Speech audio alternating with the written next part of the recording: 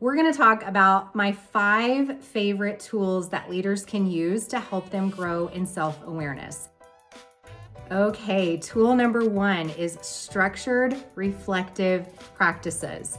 Structured because it has been my experience that sometimes when leaders are concerned about how they're landing or the impact that they're having, they can start to overthink, overanalyze, ruminate in unhealthy ways that really just lead them to too much criticism of self, a lot of shame spiraling, as I like to call it. So thinking alone isn't enough to help us grow in self-awareness. We need structured, reflective thinking. We need to be asking ourselves the kind of questions that actually help us grow in insight, grow in awareness.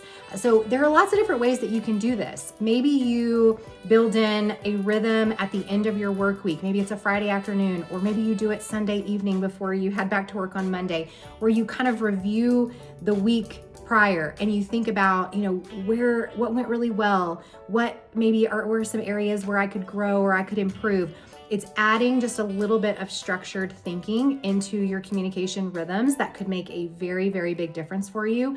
Another practice that I really, really love here is journaling about feedback that you get, whether it is kind of structured feedback like a 360 review or something like that, or it's organic feedback that you received. It's taking some time to reflect on what you heard, maybe the stories that you're telling yourself about what you heard that may or may not be true, maybe some action items that you can put on your to-do list as a result of the feedback that you got. There are lots of different ways you can do this.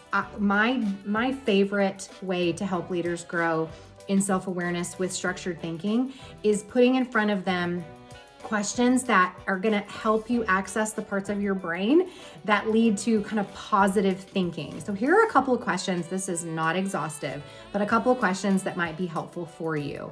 You could ask yourself things like, where did I show up at my best this week? And what made that possible?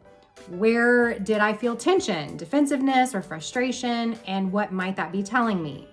What feedback did I receive, either directly or indirectly? What is a moment or something that happened throughout the week that keeps replaying, and what's my theory as to why? And if I could redo one interaction, what might I change for next time? So the reason that I wanted to share just a couple of questions is because sometimes that's all it takes, is just 1 or 2 questions, stopping and reflecting, asking ourselves bringing some curiosity to the table about ourselves can be a game changer. So that is tool number 1, structured reflective practices.